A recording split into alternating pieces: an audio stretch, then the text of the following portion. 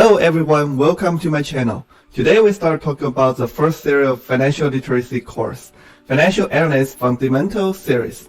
The series contains about 40 issues. In this part, we will explain how to deal with the company's financial status and the overall framework and the method of financial statement analysis. What are the subjects in the financial statements? How do they calculate which subjects in general financial statements? What models can be used to analyze the report of listed companies? What ratios can be used to introduce the company's experience? I will summarize and introduce those contents. In our basic course series, we introduce some more basic contents. In the basic of financial analysis, we are mainly divided into 5 aspects to explain. So first of all, we will explain how to analyze the 3 core statements of the companies in the first 3 aspects.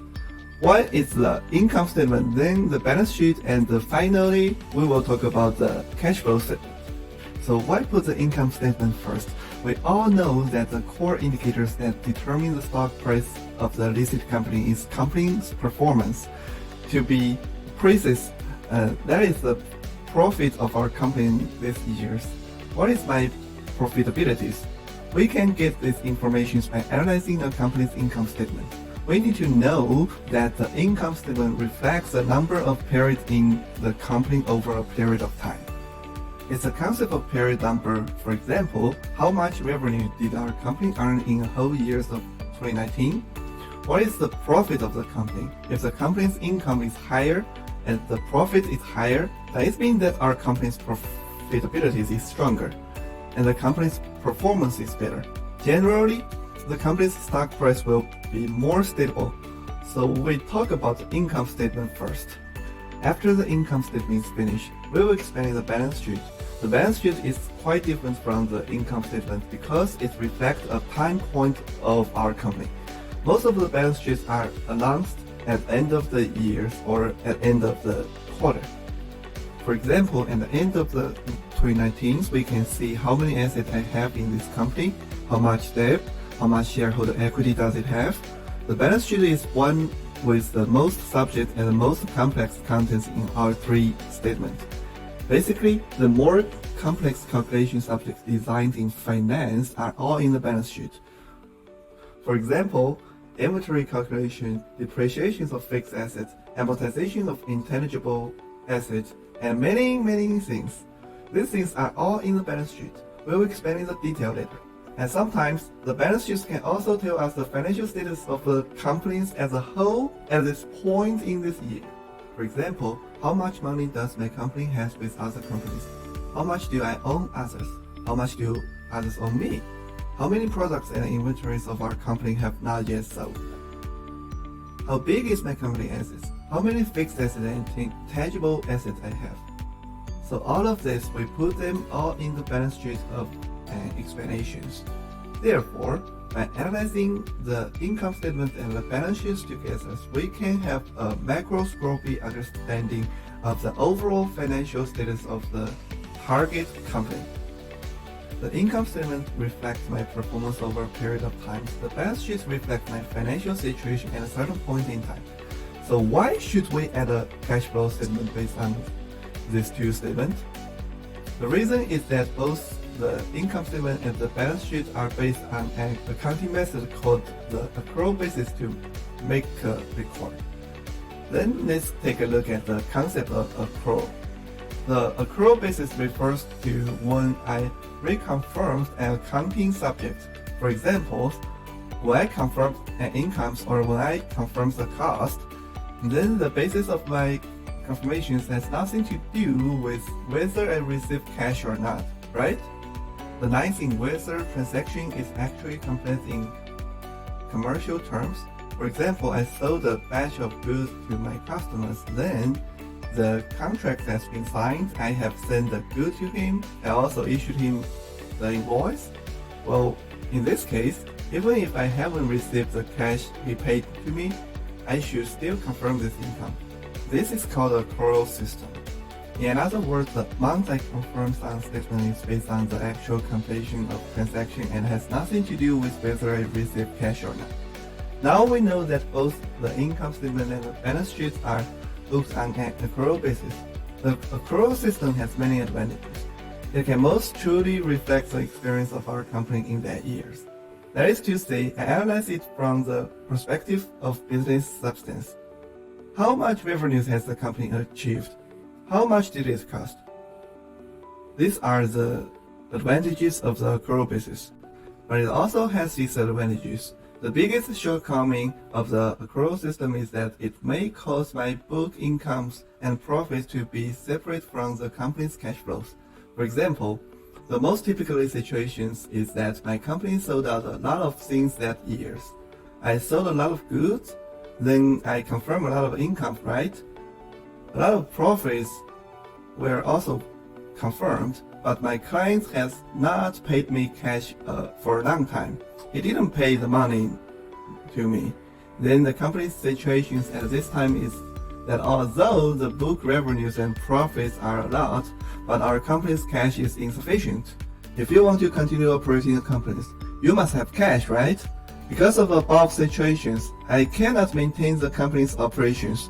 For example, in my company, I need to pay my employees. I need to pay a lot of daily office expenses. I need to purchase my raw materials. It's impossible for me to tell my employees and suppliers that I use my company's profits and statements to buy things or pay wages. This is impossible, or it's ridiculous. The income or profits is just a number, and if I want to keep a company in status of daily operations, I need to pay a lot of real cash every day. So this is the biggest problem with the accrual system. So we just judge a company's financial status based on the income statement and the balance sheet. If I only refer to the balance sheet and income statement, it may make me look like the company has a lot of incomes, a lot of profits, and a lot of assets on its statement. But the company's actual cash is insufficient. At this time, the company's continuous operations may be affected. So we want to make up for this shortcoming. We want to introduce the company's third report called the cash flow statement. Then the biggest difference among the cash flow statement, the income statement, the balance sheet statement is that it's not based on the accrual basis. It is based on the receipt and payment realization systems or cash basis. The cash basis means that the book is completely based on cash. When I receive a sum of money, I record an income. When I pay a sum of cash, I record an expenditure. In this way, we can accurately see how much cash the company had in that year from the cash flow statement for years.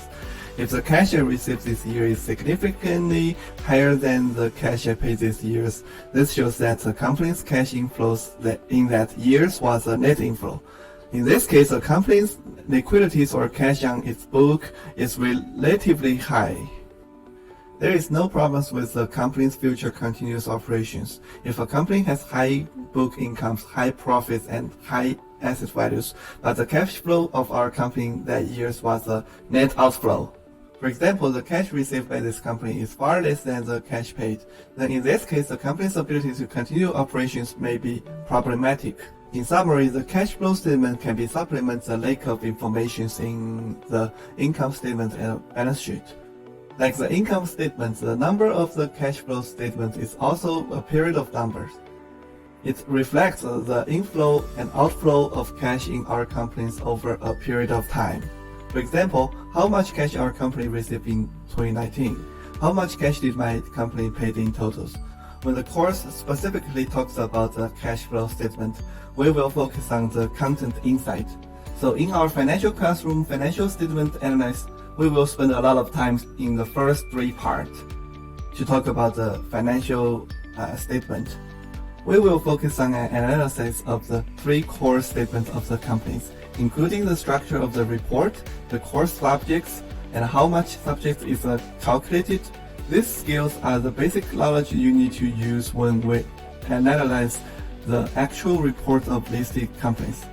For example, when we get an annual report of listed company, you need to look at the number of the report and understand what each number represents, which is what each subject represents, and know how each subject is calculated.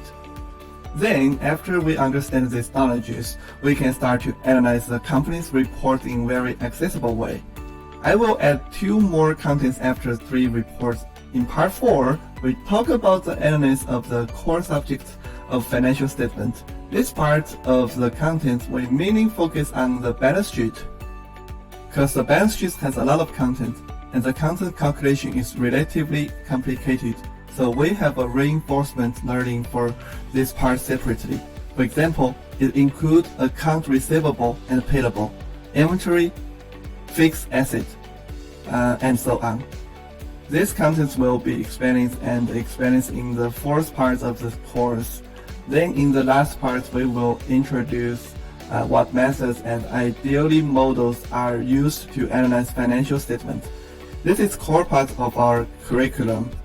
Because our course is about how to analyze the report of each listed company in practice and make decisions based on analyst results, and this can help us plan our investment portfolio rationally. So in the next lessons, we will start with income statement.